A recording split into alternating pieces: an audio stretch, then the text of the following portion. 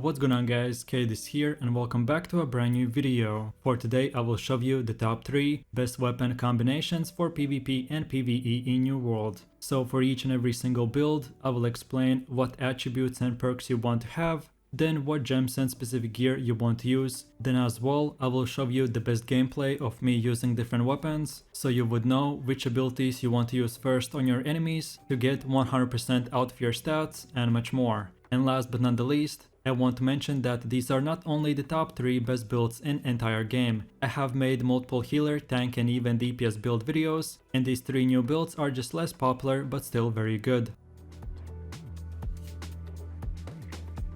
So then, moving over to the first build, which is the hatchet and ice gauntlet. And these are the attributes you want to have. So first things first, no matter from which level you start using this build, you want to spend your first 200 points putting 100 in intelligence and 100 in constitution. And around level 60 you should have 150 intelligence and 250 constitution. And last but not the least, for your gear you want to be in the heavy category, which means using all heavy equipment, and just for style points you can even have a shield as well on your back. Like all of us know, the shield won't give you any extra stats, but as we already are in the heavy category, why not to get as many cool things as we can. So then let's move over to the first weapon, which is the hatchet. And these are the weapon masteries you want to have. So first of all, you want to unlock the berserk ability with these 2 perks. Then afterwards unlock the second ability called the feral rush and then get these 2 perks. Then now from here let's take a closer look at the other side and unlock both these 2 perks. And lastly unlock the last third ability with these 2 perks, and that's it. Now from this point and onwards, you're feel free to choose in whichever order you want to spend your points. So then moving over to the second weapon, which is the ice gauntlet.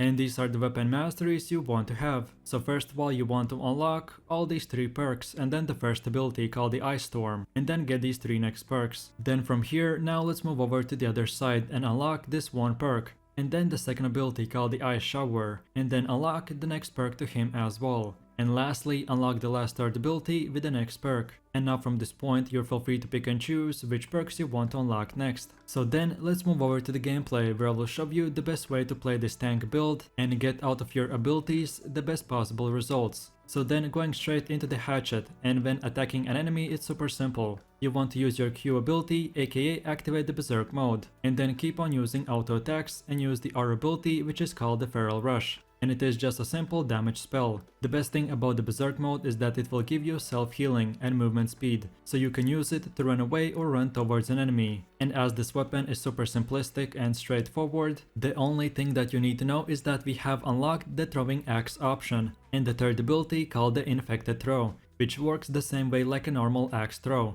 But when you hit an enemy with this, he will take a lot of damage, and his healing will be reduced for 30%. So this build is super good for 1v3 or even fighting against a OP healer build. So to escape an enemy attacks, you won't be able to block, but instead use the heavy armor and dodge their incoming attacks, or switch to the ice gauntlet and go ice block. But on the other hand, now we can use throwing axe, which you can use to pull mobs or hunt animals from a lot further distance. As well, you can finish off players with low health. So this is how it works. You use the same mouse button that you would use for blocking. So for me it's the right mouse button, and then I aim it and shoot it with the left mouse button, and that's it. Just of course keep in mind that every axe throw will consume your stamina, so use it as much as you can but never go below 20% stamina, so then you would get it back up super quickly. And then for the second weapon we have the ice gauntlet, and your Q spell is called the ice storm, which all enemies standing in it will get damaged and slowed. And the more enemies you hit, the higher damage you will get. Then your R ability is called the ice shower, which when using will create an ice wall, and if players go through it, it will stun them. And lastly, the last third ability is basically like an ice block, which by using you put yourself in a block where players cannot damage you. And you can go out of that ice block by pressing the same F key, or instead press the left mouse button and make it explode, and deal even more damage to the enemies. So the simple and straightforward way to attack a player, which of course depends on the enemy and his build. So first of all you want to use your ice gauntlet, and while moving to the target auto attack him with the ice gauntlet. Then when you are close to the enemy, switch to the hatchet and throw the infected throw ability. Then activate the berserk mode and keep on auto attacking and using your feral rush ability. Then if the enemy is running, or if you are fighting against a melee player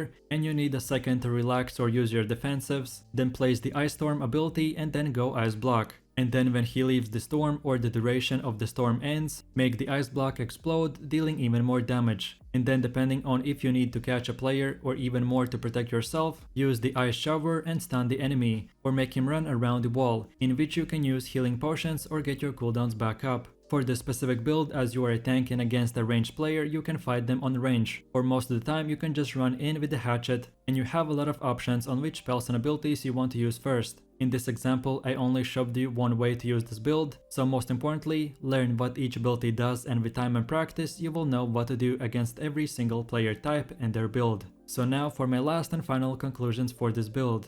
This hatchet and ice gauntlet weapon combination right now is super good in every single activity in the game. The hatchet gives you the ability to fight in close combat, and with the throwing axe you can apply a lot of healing debuffs. And then with the ice gauntlet you can use it easily to farm mobs in PVE, or you can turn it into a offensive or defensive weapon. Then last but not the least, for the hatchet you want to use the aquamarine frozen gem. Then for your ice gauntlet use the malachite cruel gem. And for all of your gear, get the diamond gem. And just so I would need to explain every single time for every single build, watch this video till the end and I will explain what these converter gems do and why we are specifically choosing to use these gems for our builds. So in a quick summary, if you're looking for a tank / melee build that will give you a lot of damage and a lot of survivability, then this is the build for you, so have fun.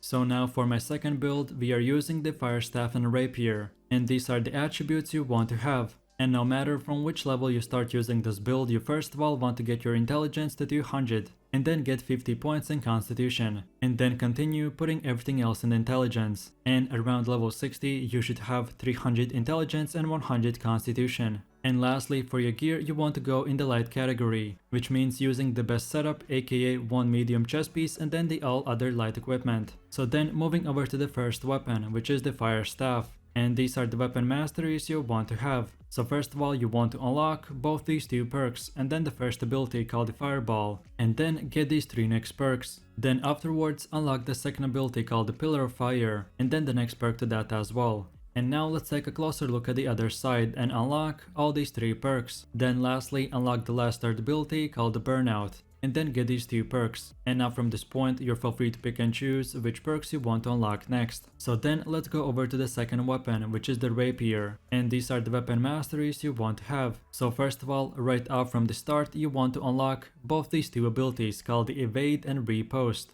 And then afterwards unlock both these two perks. Then lastly get the last third ability called the fleech. And now let's take a closer look at the left side and get all these three perks. And now from this point and onwards you're feel free to spend your points in whatever order you want. Okay, so now we have come to the gameplay where I will show you the best way to play this build. So first of all we have the fire staff, and the Q ability, aka the burnout, is a big dash spell, which you can use for mobility, or if you hit enemies while dashing they will take extra burn damage. Then the R ability is called the pillar of fire. I usually use it only on groups of mobs or players, but never in a 1v1, because it will deal decent damage but you have to stand still for a second while casting the spell, and by doing that you become an easy target. So basically only use the spell against multiple players. There is of course a way to cancel the animation by using the spell and right away dodging, but sometimes it works and sometimes it doesn't. So I prefer to save it for only wars or PVE expeditions. And then lastly we have the F ability called the fireball, which is very powerful damage spell, and as it is an AoE spell you don't have to hit directly an enemy, you can just aim it at the ground where the target is standing on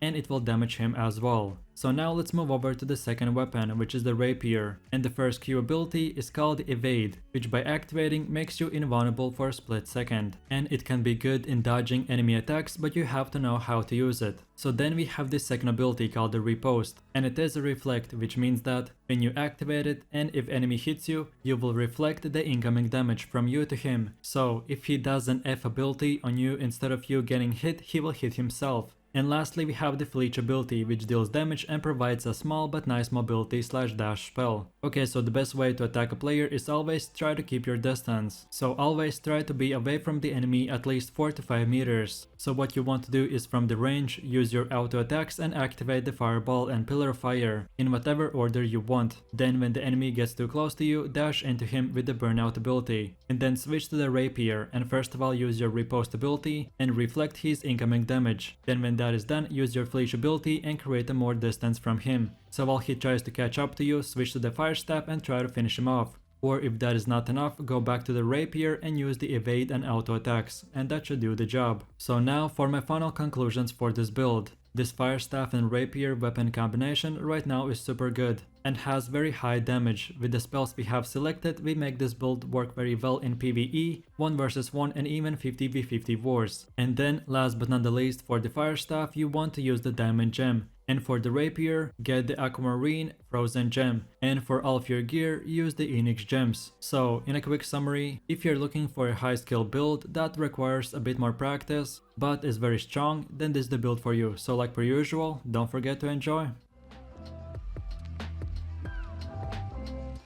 So then moving over to the last build, which is the best healer / paladin tank build. And for the weapons you want to use the live staff and sword with shield. And then these are the attributes you want to have. So first things first, if you start from level 0, you want to get your focus to 150 and then start building your constitution. And around level 60 you should have 250 focus and 150 constitution. And last but not the least, for your gear you want to go with full heavy armor, and this time you have to use a shield as well, which will actually give you extra stats when using the sword. So then moving over to the first weapon, which is the live staff. And these are the weapon masteries you want to have. So first of all you want to unlock this perk and then the first ability called the sacred ground. And then afterwards unlock all these 5 perks. Then let's go over to the other side and unlock this one perk. And then the second ability called the beacon, and then get these 2 next perks. Then lastly unlock the last third ability called the light's embrace, and then get these 2 perks. And now from this point you're feel free to spend your points in whatever order you like. So then for our second weapon we have the sword,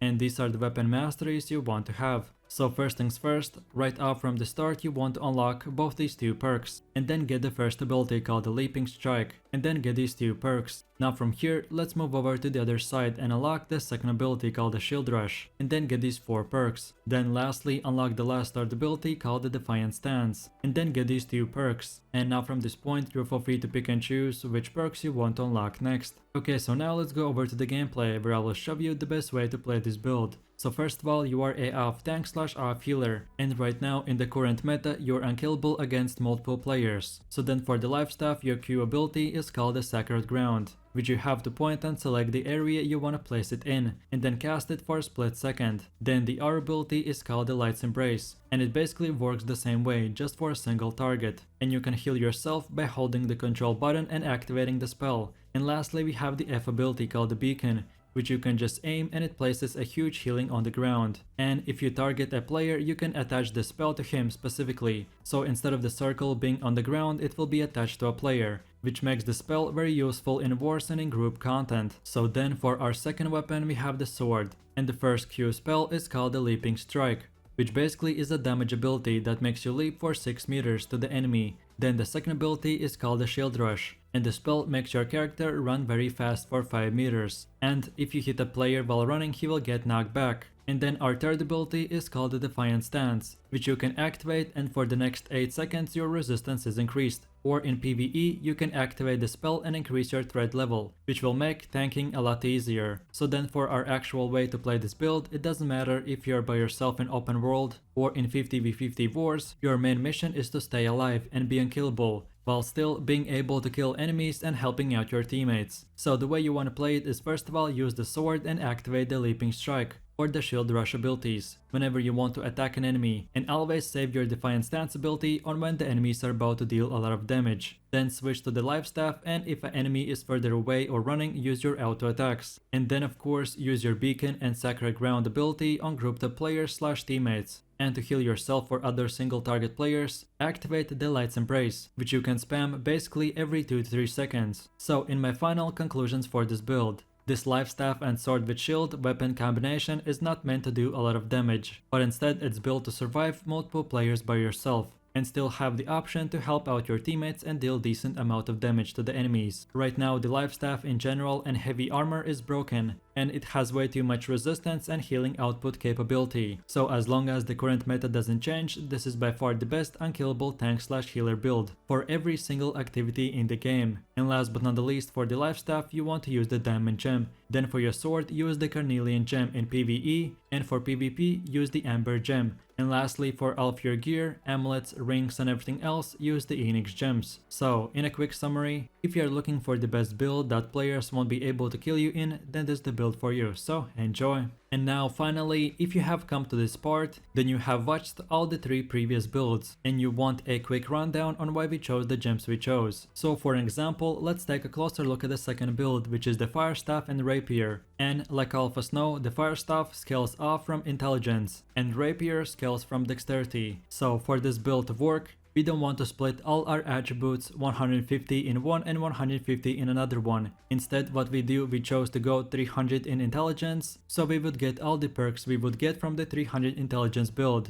And then with our gem choice, we make the rapier weapon go from dexterity and now scale with intelligence. So now both weapons scale off with the same attribute and they can deal a lot of damage. And of course, for more information or if you didn't understand anything, feel free to post a comment on YouTube and I will answer all of them. And that's about it. So I really do appreciate everyone for watching, guys, and I hope you enjoyed it. If you have any suggestions, feedback or other good weapon combos that you would like to see in the next video, then feel free to leave your comments in the comment section down below. And while you're doing that, please click like, subscribe and enable that notification bell, so this way you could support the channel and you won't miss any more amazing content from me. With all this said, you have an amazing day and I will catch you in my next video, so take it easy, peace.